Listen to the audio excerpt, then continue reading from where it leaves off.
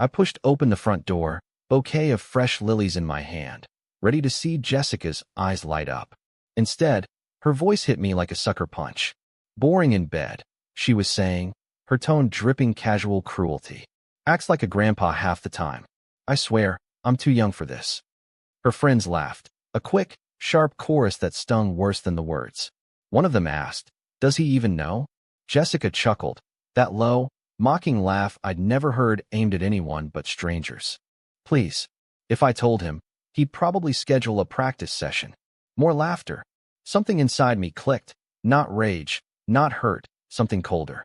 I walked into the living room, placed the flowers on the coffee table with deliberate precision, and met her gaze. "You know what's funny, Jess?" I said, my voice steady enough to make the room go quiet. "I've been in bed with better." The laughter died instantly. One of her friends actually gasped. Jessica blinked, her cheeks flushing deep red. "What did you just say?" I leaned forward slightly, my eyes locked on hers. "I said I've had better." Surprised? "Or do you prefer your insults to be one way?" Her jaw tightened. "You're unbelievable, coming into my house and disrespecting me like this. Your house." I cut in, my voice low but sharp. "I pay the mortgage, Jess. And disrespect? You think calling me a grandpa in front of your friends is respect?" Her friends shifted in their seats, eyes darting anywhere but at us. "That was just girl talk," she snapped, folding her arms. "It's not a big deal." "Not a big deal." I stepped closer. "You strip a man's dignity in his own home and laugh about it. Tell me, what part of that is small?" She opened her mouth, then shut it. One friend muttered something about needing more wine and disappeared into the kitchen. I let the silence hang a moment longer, then straightened up. "Enjoy your evening, ladies." I turned and walked out, leaving the bouquet exactly where I'd dropped it. Unwanted, like the version of me she'd just reduced to a joke. Upstairs, I sat on the edge of our bed, my pulse still pounding. This wasn't just a tasteless joke. It was a crack in the foundation I'd thought was solid. Until now, I'd been the guy with a quiet, steady life, a good IT job, a modest suburban home, routines as predictable as clockwork. I thought stability was something to be proud of. But tonight, Jessica showed me she didn't see stability. She saw boredom. And that changed everything. It was close to midnight when I heard her footsteps coming down the hall, sharp, fast, like she was already in attack mode. The bedroom door flew open so hard it hit the wall. "Do you have any idea how humiliating that was?" she demanded, her voice already climbing. I looked up from the book I'd been pretending to read. "Do I have any idea?" I repeated slowly.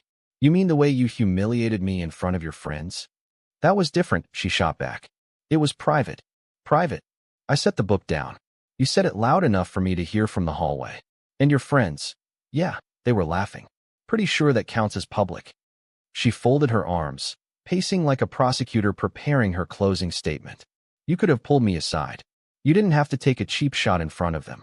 "Oh, so I'm supposed to protect your dignity after you've just torched mine?" Her eyes narrowed. "You're twisting this."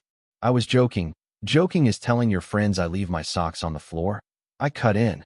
"What you did was strip me down and call me inadequate. Don't insult me by pretending it was humor." The pacing stopped. She turned on me with a glare sharp enough to cut glass. "You always make everything so dramatic. This is exactly why I can't talk to you about anything. You overreact, you get defensive, and you turn it into a war." I stood up, closing the distance between us until we were a foot apart. "You want to talk? Fine. Let's talk about why the woman I married thinks it's okay to mock her husband behind his back. Let's talk about why respect only seems to matter when it's yours on the line." She looked away, jaw tight. "You think I don't put up with things from you? You think I haven't had to swallow my pride more than once? Then say it to me, Jess. Say it here, to my face, not to an audience with wine glasses." Her eyes flicked back to mine, blazing now. "Maybe if you paid more attention to what I need, I wouldn't have anything to say." I laughed, short, humorless. "Right? It's my fault you can't keep from turning our marriage into a comedy routine for your friends." She grabbed the door handle. "I'm done with this conversation." "Of course you are," I said quietly. "Conversations require both sides to care about the truth."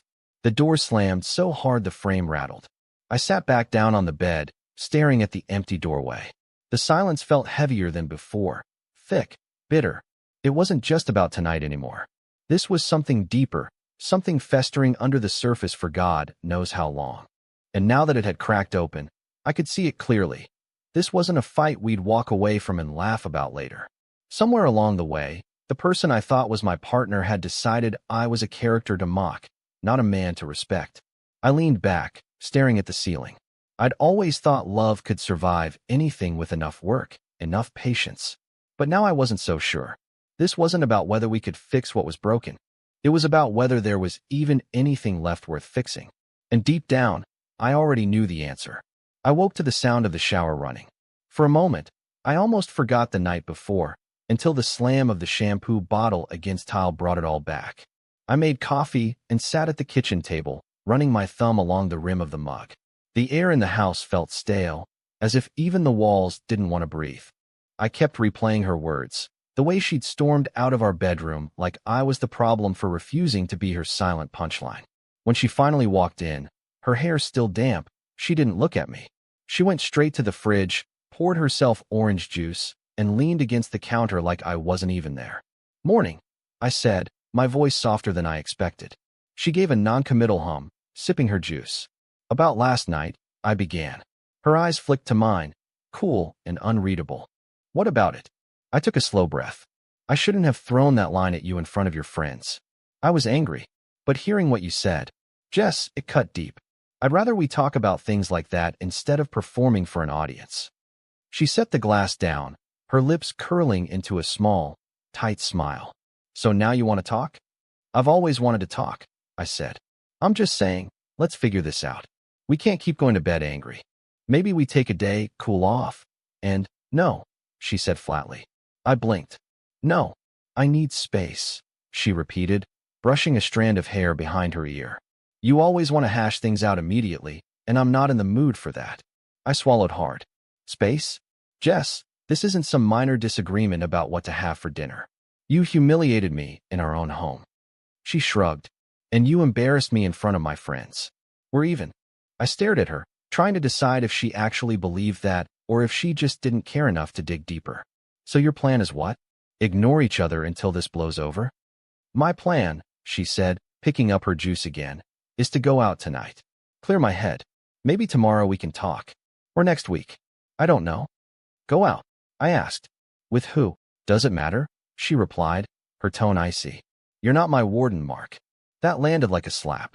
I opened my mouth to respond, but she was already walking toward the hallway. "Don't wait up," she called over her shoulder. The front door clicked shut a moment later, leaving me in a kitchen that suddenly felt too big, too empty. I sat there for a long time, listening to the faint hum of the refrigerator, trying to decide if the hollowness in my chest was anger or something worse. Maybe I'd been naive to think this marriage could be patched up with a single apology and a serious conversation. Last night had been a cut. This morning was a wedge. And she'd driven it in with precision. If she really needed space, I'd give it to her. But I had a feeling that the space she was after wasn't just between us. It was away from us entirely. And that realization sat heavy, like the first drop before a storm you can't outrun. 2 weeks. That's how long the silence lasted between us. 2 weeks of polite nods in the morning, quick exits at night, and Jessica's phone lighting up with messages she shielded from view. She stopped asking me anything about my day, stopped eating dinner at home. Her new routine was simple. Work clothes in the morning, club-ready outfits by evening. "Just with friends," she'd say, tossing the words over her shoulder like an afterthought. I didn't push. Not yet. I told myself that if she wanted space, she could have all the rope she needed. I just wondered when she'd hang herself with it. The confirmation came from the last place I expected. I was grabbing coffee one afternoon when Eric, a guy I knew through a local community group, spotted me from across the cafe. "Mark, man, I've been meaning to call you," he said, clapping me on the shoulder. I smiled faintly. "Yeah? About what?" He hesitated, lowering his voice. "Look, I don't want to stir anything up, but I saw Jessica at Falcon's last Friday." I frowned. "The club?" "Yeah. And she wasn't alone."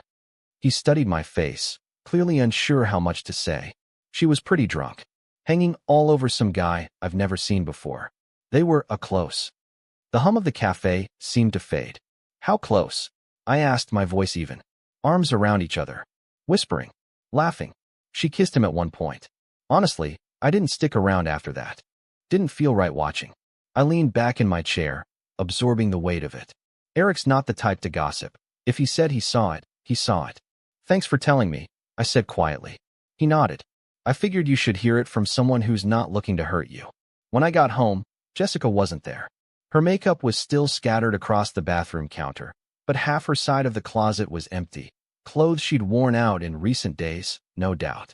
I stared at the empty hangers and thought about Eric's words. The truth wasn't a punch in the gut. It was more like the click of a lock I'd been fumbling with for weeks. Finally open. Finally clear. That night, I didn't call her. Didn't text.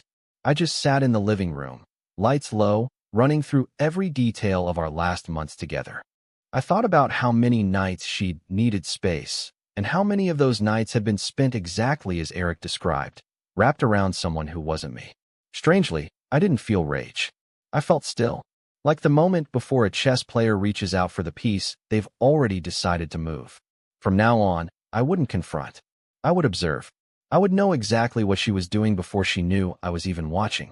And when I finally acted, it wouldn't be out of impulse. It would be final. It was a Thursday evening when the front door opened, and I heard her laugh. Loud, tipsy, carefree. Then a male voice followed. Nice place, he said, the words carrying easily down the hallway. I stepped out of the kitchen just as they came into view. Jessica, in a tight red dress I'd never seen before, her hand hooked around the arm of a guy who looked barely out of college. Tall, athletic build, the kind of smirk that comes from knowing he's already gotten away with something. Mark, Jessica said, her tone dripping false cheer. This is Tyler. He's someone who actually knows how to treat a woman. I stared at her, then at him. He gave me a once-over like he was sizing up a substitute teacher. And, Jessica continued, turning to her guest, why don't you tell him? On a scale of 1 to 10? Tyler grinned. 9.5, he said without hesitation. Gotta leave room for improvement, right? Jessica laughed. Too loud, too rehearsed. My jaw clenched, but my voice stayed even. You brought him here. To our home. Correction, she said, tossing her purse onto the couch. I brought him to my home. Because clearly, you're not worried about making it one anymore. Tyler glanced at the wall photos, his smirk never fading. Guess you two have some history. I stepped closer, keeping my eyes on Jessica. Get him out. She tilted her head, feigning innocence. Why? Afraid of a little competition? No, I said flatly. Afraid I might forget he's a guest. Tyler chuckled like he thought this was all foreplay. Look, man, no need to get all out. I repeated, sharper this time. Jessica's smile wavered. You can't just throw. I moved past her, opened the front door, and pointed. Both of you. Now. For a moment, the room was still. Tyler's smirk faltered under the weight of my stare. He glanced at Jessica, muttered something under his breath, and stepped outside. Jessica lingered, her arms crossed. You're overreacting. We were just showing me exactly how far you've fallen, I said. Congratulations, Jess. You've managed to humiliate me in front of strangers and in my own living room. Her eyes narrowed, but she said nothing. She turned on her heel and followed Tyler out. I shut the door behind them, the click of the lock louder than it should have been. Through the window, I watched them stand in the yard for a moment before heading toward the street. Tyler's hand landed on her lower back as they walked away. For the first time since this began, I felt something close to relief. Not because I wanted her gone, though I did, but because she'd finally stopped pretending. She'd put her betrayal right in front of me. No more excuses, no more hiding. And now, there was nothing left to wonder about. It was just after 9 the next night when my phone lit up with her name. I almost let it ring out, but curiosity got the better of me. Her voice came through shaky, slurred around the edges. Mark, hey, it's me. I leaned back on the couch. I know. I'm sorry, she said quickly, the words tumbling out. About last night. About Tyler. That was stupid. I let the silence stretch before answering. You brought a guy home, Jess. That's not just stupid, it's deliberate. I was drunk, she said, almost whining. I didn't mean it like that. We weren't, you know.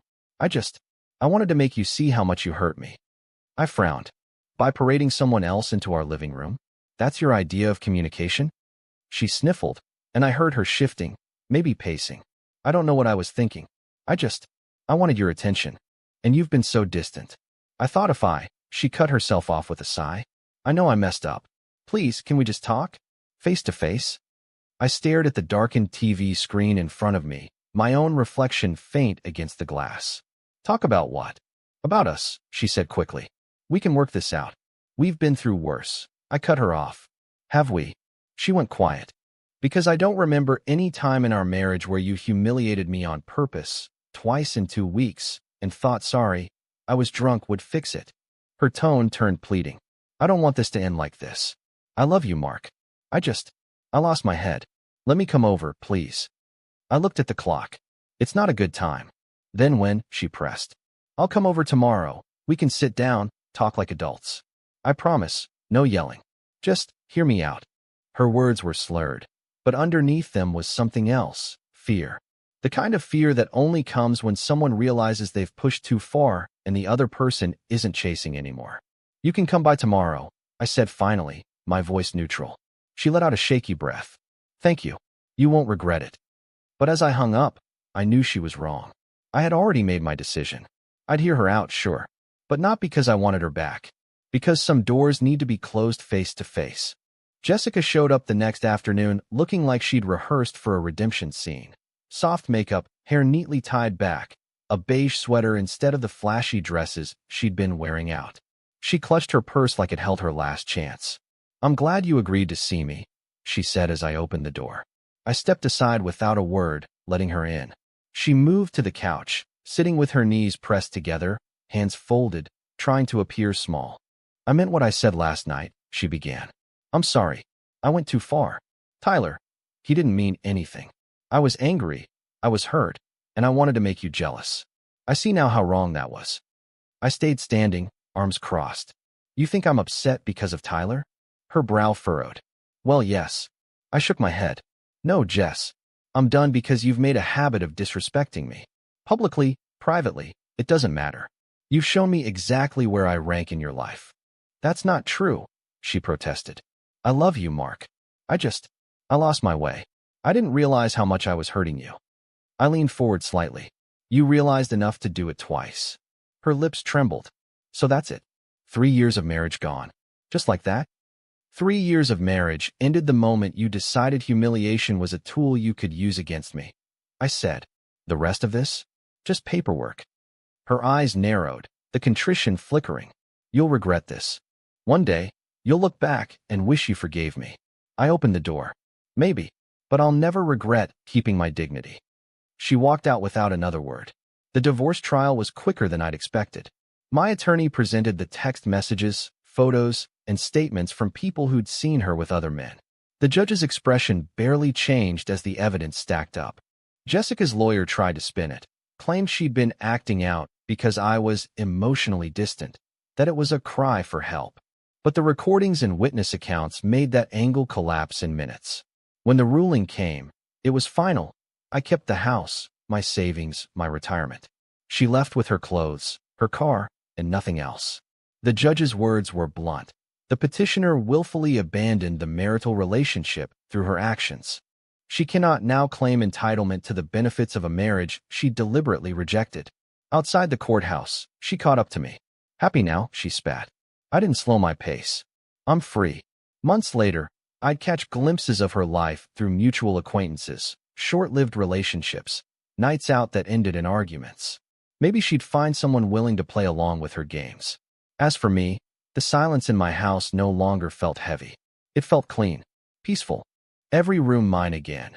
Every inch of space free from the weight of someone else's contempt. And I promised myself that I'd never again mistake keeping the peace for keeping my self-respect.